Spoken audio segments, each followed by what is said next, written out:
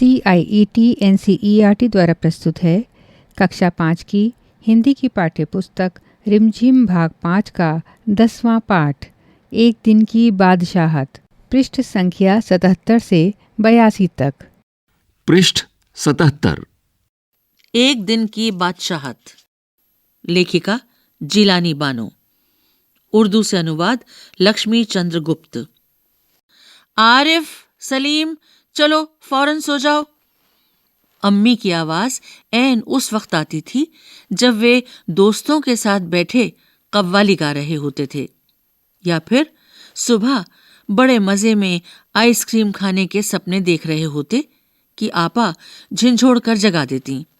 जल्दी उठो, स्कूल का वक्त हो गया। दोनों की मुसीबत में जान थी। हर वक्त पाबंदी, हर वक्त तकरार। अपनी मर्जी से चूं भी न कर सकते थे। कभी आरिफ को गाने का मूड आता तो भाईजान डांटते, चुप होता है या नहीं, हर वक्त मेंढक की तरह टर्राए जाता है। बाहर जाओ तो अम्मी पूछती, बाहर क्यों गए? अंदर रहते तो दादी चिल्लाती, हाय मेरा दिमाग फटा जा रहा है शोर के मारे। अरे रजिया, जरा इन बच्चों को बाहर हाँक दे। जैसे बच्चे न हुए, मुर्गी के चूजे हो गए। दोनों घंटों बैठकर इन पाबंदियों से बच निकलने की तरकीब सोचा करते। उन दोनों से तो सारे घर को दुश्मनी हो गई थी। लिहाजा दोनों ने मिलकर एक योजना बनाई और अब्बा की खिदमत में एक दरखास्त पेश की कि एक दिन उन्हें बड़ों के सारे अधिकार दे दिए जाएं और सब बड़े छोटे बन जाएं।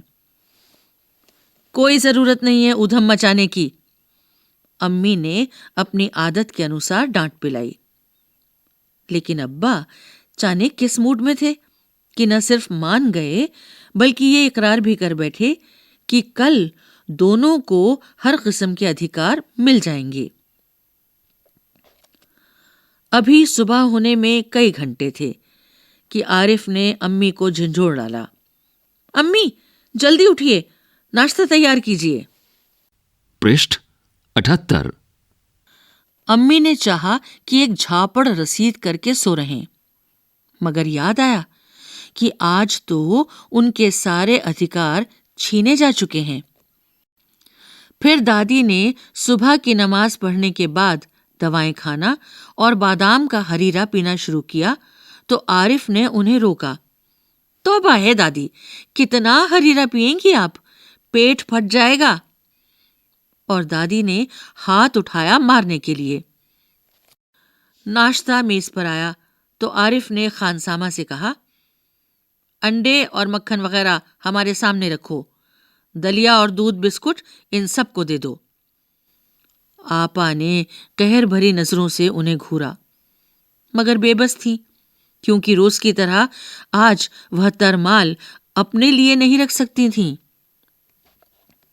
सब खाने बैठे तो सलीम ने अम्मी को टोका, अम्मी जरा अपने दांत देखिए, पान खाने से कितने गंदे हो रहे हैं। मैं तो दांत मांज चुकी हूं, अम्मी ने टालना चाहा। नहीं, चलिए उठिए। अम्मी निवाला तोड़ चुकी थी, मगर सलीम ने जबरदस्ती कंधा पकड़कर उन्हें उठा दिया। अम्मी को गुसलखाने में जाते देखकर सब हंस पड़े, जैसे रोज सलीम को जबरदस्ती भगा के हंसते थे। फिर वह अब्बा की तरफ मुड़ा, जरा अब्बा की गत देखिए, बाल बढ़े हुए, शेव नहीं की, कल कपड़े पहने थे और आज इतने मैले कर डाले।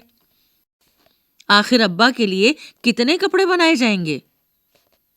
यह सुनकर अब्बा का हंसते हंसते बुरा हाल हो गया। आज ये दोनों कैसी सही नकल उतार रहे थे सबकी, मगर फिर अपने कपड़े देखकर वह सचमुच शर्मिंदा हो गए। थोड़ी देर बाद जब अब्बा अपने दोस्तों के बीच बैठे अपनी नई गजल लहक लहक कर सुना रहे थे तो आरिफ फिर चिल्लाने लगा, बस कीजिए अब्बा, फौरन ऑफिस जाइए, 10 बज गए। पृष्ठ 79। रजिया, जरा मुझे 5 रुपए तो देना। अब्बा दफ्तर जाने को तैयार होकर बोले। 5 रुपए का क्या होगा? कार में पेट्रोल तो है। आरिफ ने तुनक कर अब्बा जान की नकल उतारी। जैसे अब्बा कहते हैं कि 1 अन्नी का क्या करोगे, जेब खर्च तो ले चुके। थोड़ी देर बाद खानसामा आया। बेगम साहब, आज क्या पकेगा? आलू, गोश्त, कबाब, मिर्चों का सालन।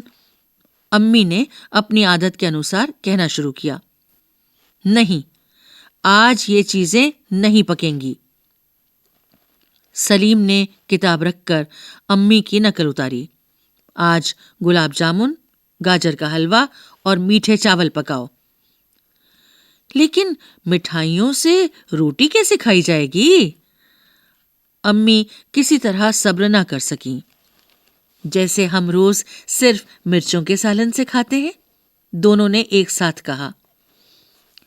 दूसरी तरफ दादी किसी से तू तू मैं किए जा रही थीं। ओफो, दादी तो शोर के मारे दिमाग पिघलाए दे रही हैं। आरिफ ने दादी की तरह दोनों हाथों में सिर थाम कर कहा। इतना सुनते ही दादी ने चीखना चिल्लाना शुरू कर दिया कि आज ये लड़के मेरे पीछे पंजे झाड़ के पड़ गए हैं। मगर अब्बा के समझाने पर खून का घूंट पीकर रह गईं। कॉलेज का वक्त हो गया तो भाईजान अपनी सफेद कमीज को आरिफ सलीम से बचाते दालान में आए। अम्मी, शाम को मैं देर से आऊंगा, दोस्तों के साथ फिल्म देखने जाना है। पृष्ठ 80। खबरदार, आरिफ ने आंखें निकालकर उन्हें धमकाया। खबरदार, आरिफ ने आंखें निकालकर उन्हें धमकाया। कोई जरूरत नहीं फिल्म देखने की। इम्तिहान करीब है और हर वक्त सैर सपाटों में गुम रहते हैं आप। पहले तो भाईजान एक करारा हाथ मारने लपके, फिर कुछ सोचकर मुस्कुरा पड़े। लेकिन हुजूर आली दोस्तों के साथ खाकसार फिल्म देखने की बात पक्की कर चुके हैं, इसलिए इजाजत देने की मेहरबानी की जाए। उन्होंने हाथ जोड़कर कहा। बना करे, बस मैंने एक बार कह दिया, उसने लापरवाही से कहा और सोफे पर दराज होकर अखबार देखने लगा। उसी वक्त आपा भी अपने कमरे से निकली। एक निहायत भारी साड़ी में लचकती लटकती बड़े ठाठ से कॉलेज जा रही थीं। आप? सलीम ने बड़े गौर से आपा का मुआयना किया। इतनी भारी साड़ी क्यों पहनी? शाम तक गलत हो आएगी, इस साड़ी को बदल कर जाइए। आज वह सफेद वॉयल की साड़ी पहनना। अच्छा, बहुत दे चुके हुक्म। आपा चिढ़ गई। हमारे कॉलेज में आज फंक्शन है। उन्होंने साड़ी की शिकनें दुरुस्त की। हुआ करे, मैं क्या कह रहा हूं सुना नहीं? अपनी इतनी अच्छी नकल देखकर आपा शर्मिंदा हो गईं। बिल्कुल इसी तरह तो वह आरिफ और सलीम से उनकी मनपसंद कमीज उतरवाकर निहायत बेकार कपड़े पहनने का हुक्म लगाया करती हैं। दूसरी सुबह हुई। सलीम की आंख खुली तो आपा नाश्ते की मेज सजाए उन दोनों के उठने का इंतजार कर रही थीं। अम्मी खानसामा को हुक्म दे रही थीं कि हर खाने के साथ एक मीठी चीज जरूर पकाया करो। अंदर आरिफ के गाने के साथ भाईजान मेज पर तबला बजा रहे थे और अब्बा सलीम से कह रहे थे, स्कूल जाते वक्त एक चवन्नी जेब में डाल लिया करो, क्या हर्ज है। पृष्ठ 81। कहानी की बात। 1। अब्बा ने क्या सोचकर आरिफ की बात मान ली। 2। वह एक दिन बहुत अनोखा था जब बच्चों को बड़ों के अधिकार मिल गए थे। वह दिन बीत जाने के बाद इन्होंने क्या सोचा होगा।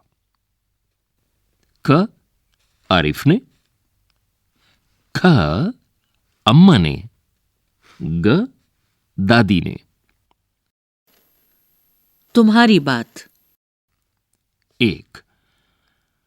अगर तुम्हें घर में एक दिन के लिए सारे अधिकार दे दिए जाएं, तो तुम क्या क्या करोगे। 2।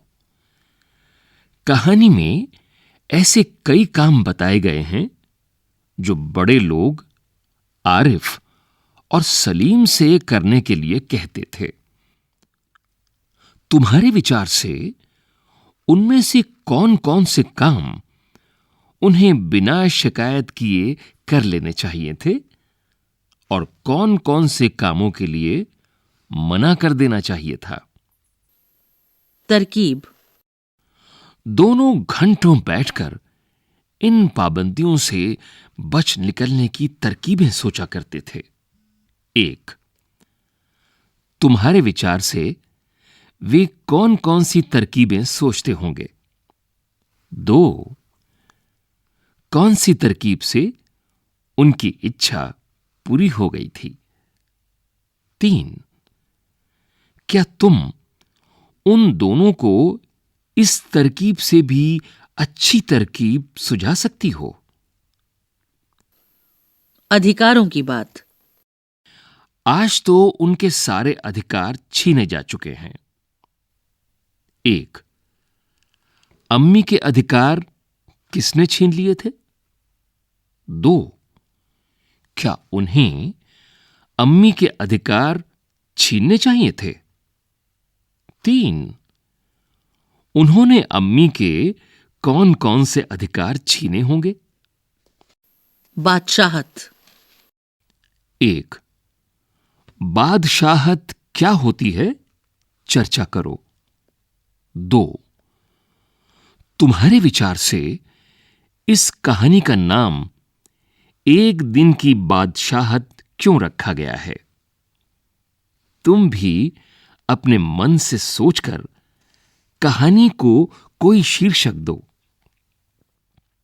3. कहानी में उस दिन बच्चों को सारे बड़ों वाले काम करने पड़े थे। ऐसे में कौन एक दिन का असली बादशाह बन गया था? पृष्ठ 82। तरमाल। रोज की तरह आज वह तरमाल अपने लिए न रख सकती थी। 1. कहानी में किन किन चीजों को तरमाल कहा गया है? 2. इन चीजों के अलावा और किन किन चीजों को तरमाल कहा जा सकता है? 3. कुछ ऐसी चीजों के नाम भी बताओ जो तुम्हें तरमाल नहीं लगती। 4. इन चीजों को तुम क्या नाम देना चाहोगी? सुझाओ। मनपसंद कपड़े। बिल्कुल इसी तरह तो वह आरिफ और सलीम से उनकी मनपसंद कमीज उतरवाकर निहायत बेकार कपड़े पहनने का हुक्म लगाया करती हैं। 1. तुम्हें भी अपना कोई खास कपड़ा सबसे अच्छा लगता होगा। उस कपड़े के बारे में बताओ। वह तुम्हें सबसे अच्छा क्यों लगता है? 2. कौन कौन सी चीजें तुम्हें बेकार लगती हैं? क. पहनने की चीजें, रिक्त स्थान। 2. कौन कौन सी चीजें तुम्हें बेकार लगती हैं? क. पहनने की चीजें, रिक्त स्थान। ख. खाने पीने की चीजें, रिक्त स्थान। ग. करने के काम, रिक्त स्थान। घ. खेल, रिक्त स्थान। हल्का भारी। क. इतनी भारी साड़ी क्यों पहनी? यहां पर भारी साड़ी से क्या मतलब है? ओके। 1. साड़ी का वजन ज्यादा था। 2. साड़ी पर बड़े बड़े नमूने बने हुए थे। 3. साड़ी पर बेल बूटों की कढ़ाई थी। ख. भारी साड़ी, भारी अटैची, भारी काम, भारी बारिश। यहां हमने भारी विशेषण को 4 अलग-अलग संज्ञाओं के साथ इस्तेमाल किया। इन चारों में भारी का अर्थ एक सा नहीं है। इनमें क्या अंतर है? ग, भारी की तरह हल्का का भी अलग-अलग अर्थों में इस्तेमाल करो। इसी के साथ रिमझिम भाग 5 का 10वां पाठ यहाँ समाप्त हुआ। प्रस्तुति CIET NCERT नई दिल्ली, भारत।